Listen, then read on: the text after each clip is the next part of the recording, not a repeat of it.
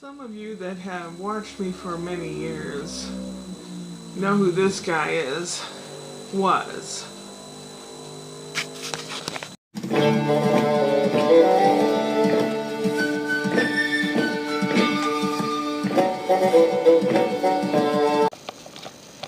His name was Corrado Augusto Cattaneo della Volta di San Nicandro.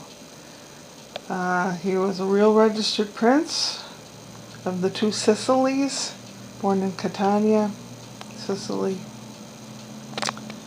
and died in the United States. I miss him like mad. Usually I had one day a week with him. Sometimes he'd spend the night. And it was always the same, he'd come to the door, you'd invite him in, and off to the bedroom. Then after that, we had something to eat. I'd make supper or something, sometimes a second time to the bedroom. A nice nap, and then he'd leave. Apparently other people had the same situation as I did. When I was with him, I felt on top of the world, and when I wasn't, I felt terrible. But that's what you get. I went into the situation knowing it'd just be friends with benefits, and but it became a lot more than that for me. He used to say, I'll always be faithful as a friend, maybe not as a lover, but as a friend. And we did a lot of things together. I taught him how to use tools because he grew up kind of a rich kid, and he never had to learn how to do anything, so I taught him how to use tools, and we repaired a house, and we did a lot of neat stuff together. I started taking Italian because of him. He was born in Catania, Sicily, but his mother lives in Naples, his daughter lives in Naples, and he worked in Rome for many years with the stock exchange. He was a guy that would go fetch things for the brokers. Anyway, I miss him alive. I learned Italian because of him, because I wanted to know how he was from the inside out. I wanted to know his culture, his background, blah, blah, blah. He used to call himself Sicilian Big Bear. That was one of his emails. And then it was just Big Bear. And then most people just called him Bear. So, he called me Shy and listed me in his phone as Shy. S-H and then Y for Shirley, But that way, other people wouldn't know who Shy was because it said anything. So I had some grapes that year, and I bottled this, and I called it Shy Bear. This is bottled in 2010. I made 2 bottles. One I opened like 6 months after I bottled it, and it was awful. This is a blush mix from homegrown grapes. Grown summer of 2010. That's 13 years ago. Bottled 18th of October 2010. Contains Catalpa, white, and Freesia grapes, and juice of 1 clementine orange. Should have let the orange juice out. So, I have decided I'm going to open this, and we'll see if it's any good. Whether it's good or not, I'm going to use the bottle and make a wind chime for myself so I can hear it clink, clink, clink. So, here goes. Here goes nothing or everything. I don't know what. I haven't opened a bottle of wine for a while, so it might take a few minutes. At the time, I went into this store that sold all kinds of supplies for growing things and all that, and they also had wine-making supplies. I went in there for wine-making supplies, and I had the possibility of buying a clarifier, which keeps it from getting all funky and muddy inside, but I did not put that in there, so it's probably going to be really nasty. I don't know. Some other guy was in there buying tons of lights and shelves and stuff. This was before marijuana was anywhere near in the limelight. And I made a snide comment to the guy at the register. After that guy had purchased all that crap and left, I said, well, I bet you I know what he's growing.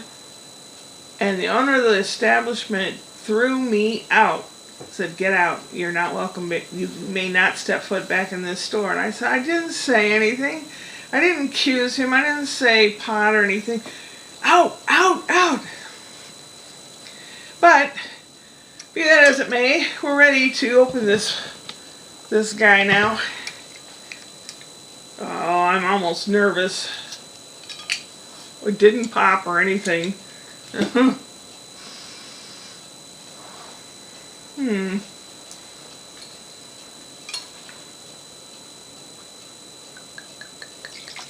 Oh, that looks like gasoline. Oh, God. Oh.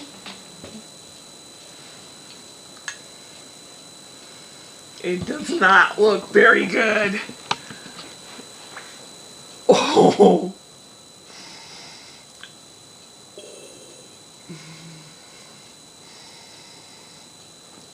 It doesn't smell very good.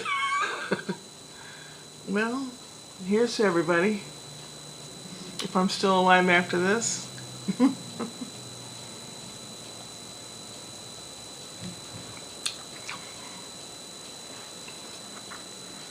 Oh my God.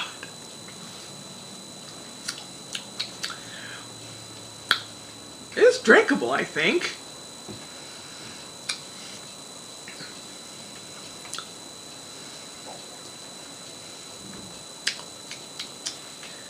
Huh. Wonder if I should have let it go another 10 years. I should have left that orange out.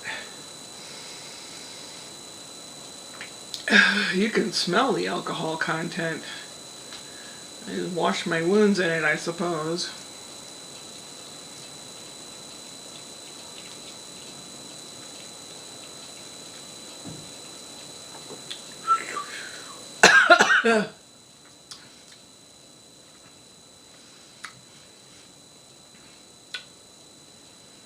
Wow. Wow. I think it is drinkable. My dad made wine out of grapes and bananas or something like that when I was a kid. He was trying. And it had this kind of smell. Like old. It's growing on me. I wonder if you can test and see how much percent alcohol it is. What do you need, one of those antifreeze tester things with the little floaty balls in it to tell what the alcohol content is? Ooh. You know, I could put this in a cake like you put in a rum cake. It wouldn't be too bad. I'd save it and pour it over a fruit cake and inhale it, I guess. I don't know. As you see, I put it down and run away from it. Not.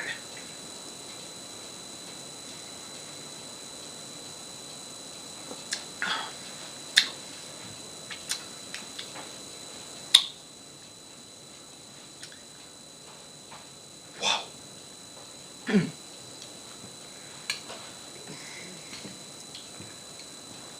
It looks horrible. It doesn't smell the best. But it tastes like... Have you ever had old orange juice before it really goes bad? It's got that just about bad flavor. But it's got a good flavor too. Oh, it must have a bunch of alcohol in it. I'm giddy already. After 3 sips? Are you kidding me? Whew. Well, if I'm around tomorrow, you'll find out what kind of effects it had. If I got around swinging from the chandelier naked, no one's going to know because I'm by myself. Well, the cat will know. But, wow. 13-year-old self-bottled wine. I should have left the orange out, because those grapes were pretty tasty. I don't know. Hopefully there won't be any food poisoning involved, or vomiting or anything like that. The time will tell. Upward and onward.